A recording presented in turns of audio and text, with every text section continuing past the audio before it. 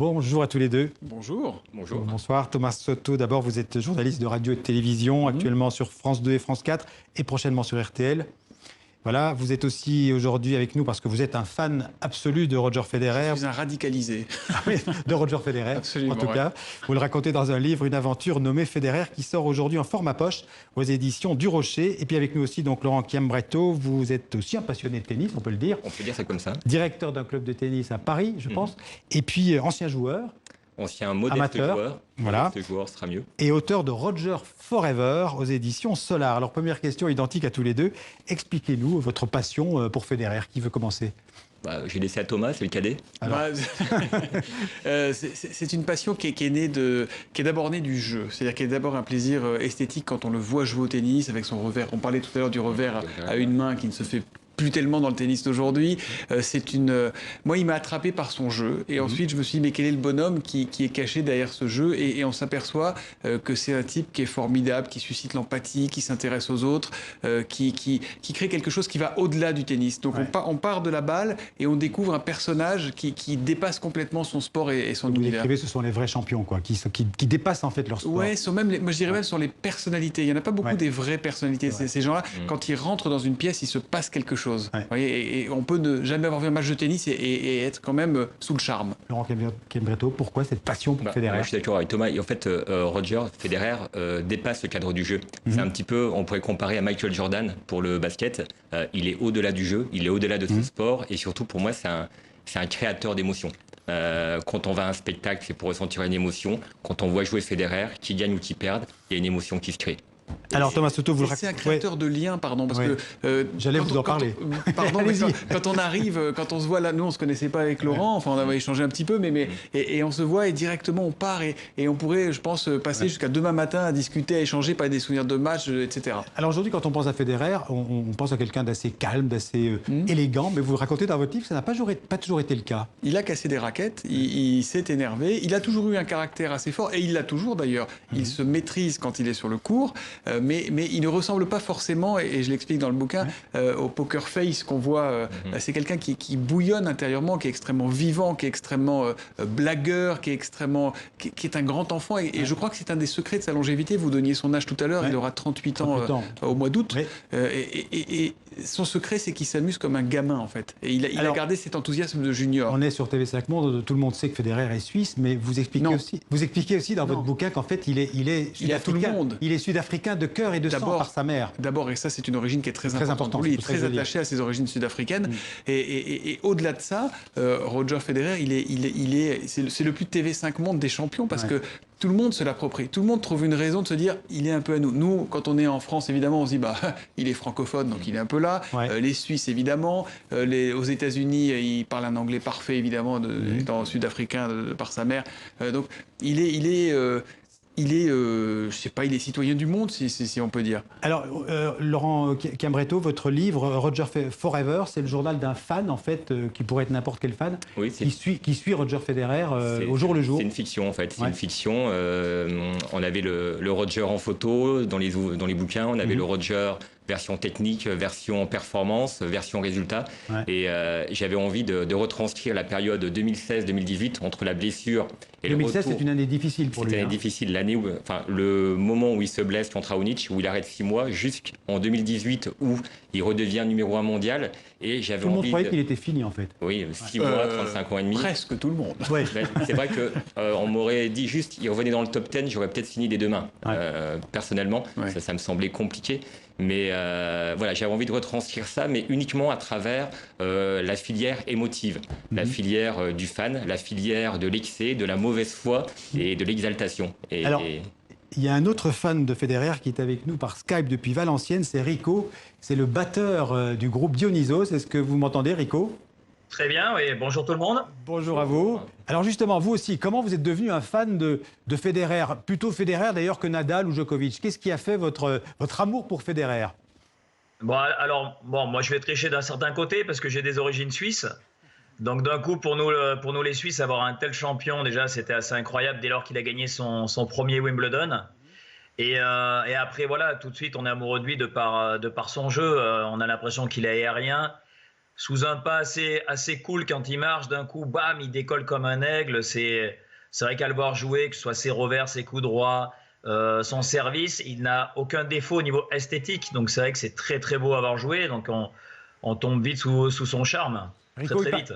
Il paraît que vous êtes tellement fan que vous avez été prendre des photos d'un terrain où Federer s'était entraîné quelques jours plus tôt. Racontez-nous cette anecdote.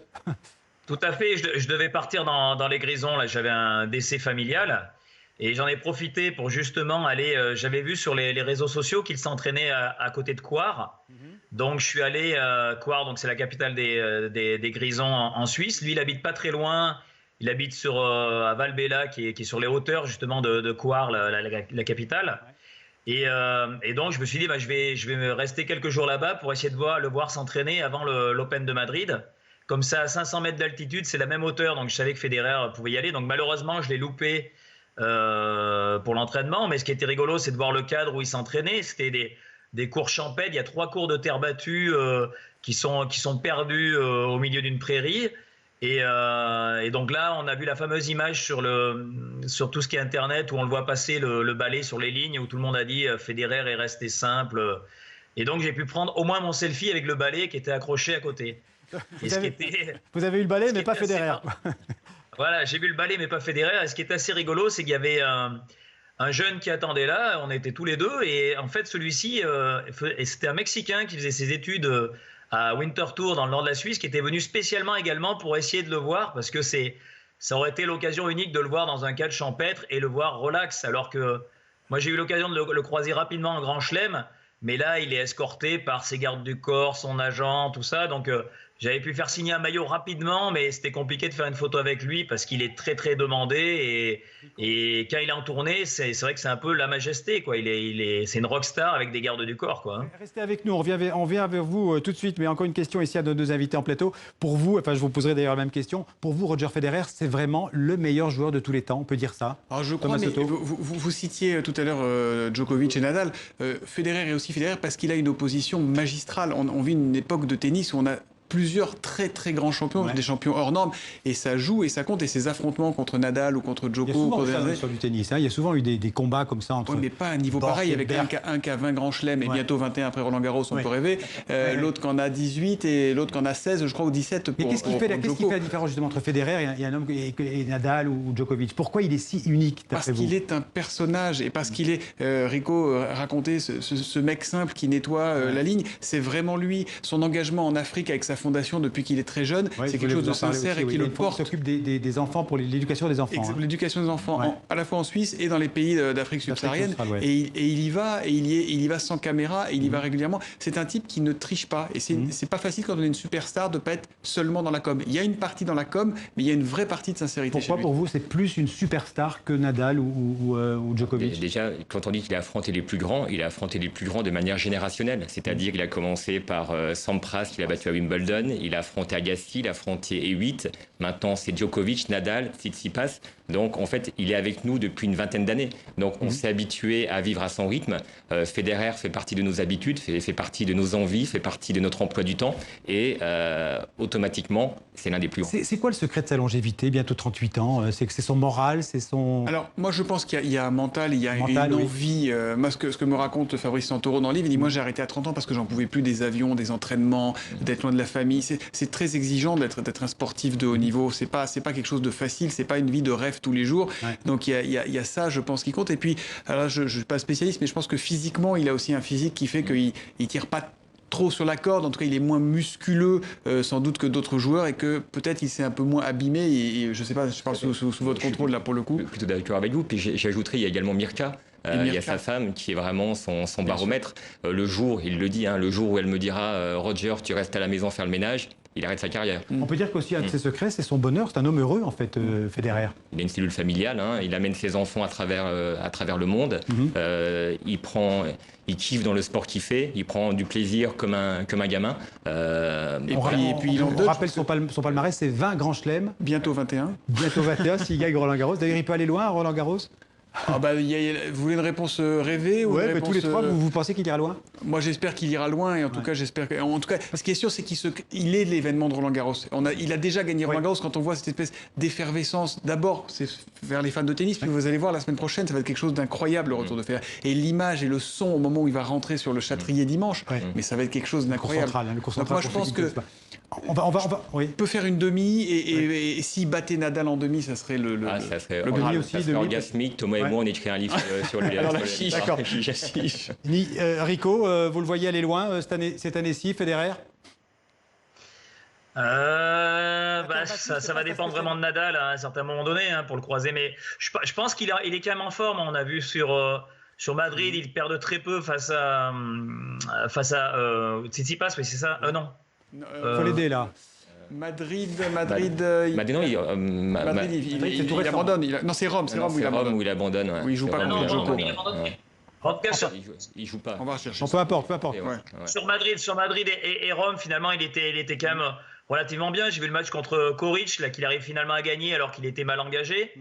Donc je pense que maintenant, il a pris ses habitudes. En plus, à Paris, là, il s'est entraîné, donc il doit être bien en forme. Je pense qu'il va aller au moins en deuxième semaine, mais je pense que son objectif, c'est vraiment d'être prêt pour Wimbledon, en fait. C'est la cassure qu'il faisait avant qui ne lui allait pas. Et moi, je le vois gagner Wimbledon et voir même peut-être l'US Open dans la foulée, quoi.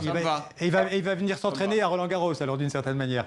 Vous avez trouvé la réponse? Regardez, il est perdu contre Thiem en quart de finale. Il y a eu un deuxième tie-break. Contre Thiem, l'Autrichien Thiem. À chacun d'entre vous, si vous deviez définir, faire le portrait de Roger Federer en 2-3 mots, on va commencer par vous, Rico. En 2-3 mots, Federer, la classe, esthétique et en même temps, je dirais puissance pour tout l'ensemble de son œuvre, quoi. On l'idolâtre un peu partout, donc voilà. Mais vraiment, la classe, je trouve ça le caractérise, et notamment même vestimentaire. Il a son bandeau et ses tenues. Une date de concert pour vous, Dionysos, bientôt? On va attaquer les grands festivals cette année. Donc il y aura du courant juillet, que ce soit Musilac. Il y aura des gros festivals. Et un nouvel album à l'automne, je crois. Et album à l'automne, tout à fait. Okay. Exact. Merci à vous. Alors vous, 2-3 mots. Merci beaucoup. En 3 mots, tripant, performant et danseur de ballet. Thomas Soto. C'est bien. Moi, je prendrais élégance et GOAT, qui ne veut pas dire que chèvre en anglais, mais Great of All Time, c'est-à-dire le plus grand joueur de tous les temps. Game of Thrones, mais c'est pas ça non plus. Non, GOAT, G-O-A-T. Allez, G-O-A-T, d'accord. Ok. Alors, vous allez aller tous les deux, j'imagine, à Roland-Garros. Dimanche, c'est parti, on y va. C'est prévu pour dimanche. J'ai organisé, comme j'organise toutes mes nuits quand il joue de nuit en fonction de ses matchs, j'organise ma quinzaine qui vient. On espère qu'il ira jusqu'au 9 juin, jusqu'à la finale. Merci à tous les trois. Et bien loin après. Merci à tous les trois.